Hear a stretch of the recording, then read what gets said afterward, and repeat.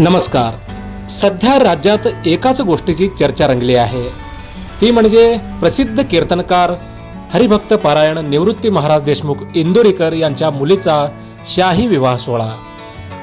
प्रसिद्ध कीर्तनकार हरिभक्त पारायण निवृत्ती महाराज देशमुख इंदोरीकर यांच्या मुलीचा विवाह सोहळा शाही पद्धतीने नुकताच संपन्न झाला.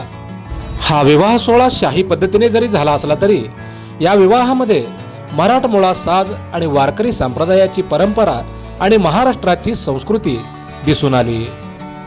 या शाही विवाह प्रसंगी राज्याचे मुख्यमंत्री देवेंद्र फडणवीस, उपमुख्यमंत्री एकनाथ शिंदे, पालकमंत्री राधाकृष्ण विखे पाटील, सुजय विखे पाटील यांच्यासह अनेक दिग्गज मंत्री आणि आमदार या विवाह सोहळ्यास उपस्थित होते. संपूर्ण राज्यभरातून अनेक दिग्गज मंडळी देखील या शाही विवाहास उपस्थित होते. इंदोरीकर महाराजांच्या मुलीच्या साखरपुड्यावेळेस देखील त्यांना सोशल मीडियावर ट्रोल करण्यात आलं होतं. अगदी त्याचप्रमाणे या विवाह सोहळ्यानंतर देखील त्यांना सोशल मीडियावर ट्रोल करण्यात येत आहे.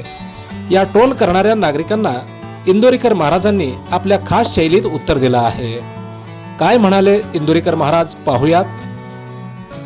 आपल्या कीर्तनातून साधे लग्न करा असे उपदेश देणारे इंदोरीकर महाराज यांनी मुलीचे लग्न थाटामाटात केले याचे कारण देताना म्हणाले, मी जरी कीर्तनातून लग्न साधे करा असे सांगत असलो तरी ते गरिबांसाठी आहे.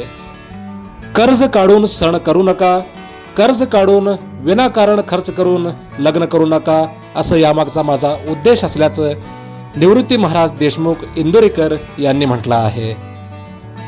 आणि त्याचप्रमाणे ज्याची परिस्थिती चांगली आहे त्याने चांगला विवाह सोहळा करावा, यासाठी कुणाचेही काहीही हरकत असण्याचे काहीही कारण नाही असं देखील निवृत्ती महाराज देशमुख इंदोरीकर यांनी म्हटलं आहे.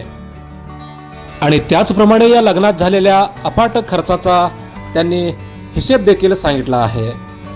लग्नातील भव्यता पाहून एवढा पैसा कुठून आला असा प्रश्न मला अनेक जण विचारतील.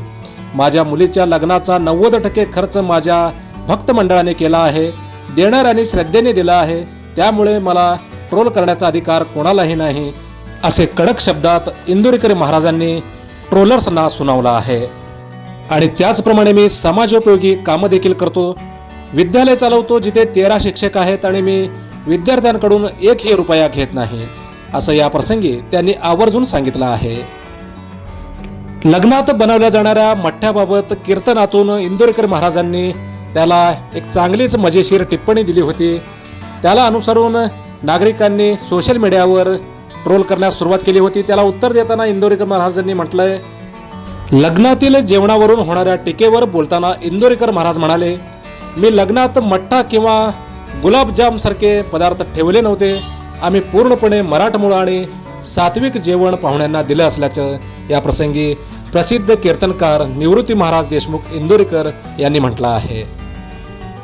बाकी काही असो, प्रसिद्ध कीर्तनकार इंदोरीकर महाराज देशमुख यांच्या मुलीच्या साखरपुड्यापासून ते शाही विवाहापर्यंत संपूर्ण राज्यभरात आणि राज्याबाहेर देखील यांच्याच कार्यक्रमाची चर्चा रंगली होती.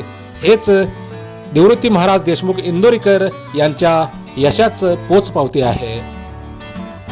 सोलापूर जिल्ह्यासह राज्यातील मोजक्या निवडक आणि महत्त्वपूर्ण बातम्या पाहण्यासाठी सबस्क्राईब करा हेलो सोलापूर न्यूज चॅनल आणि नोटिफिकेशन मिळवण्यासाठी बेल आयकॉन प्रेस करायला विसरू नका. धन्यवाद.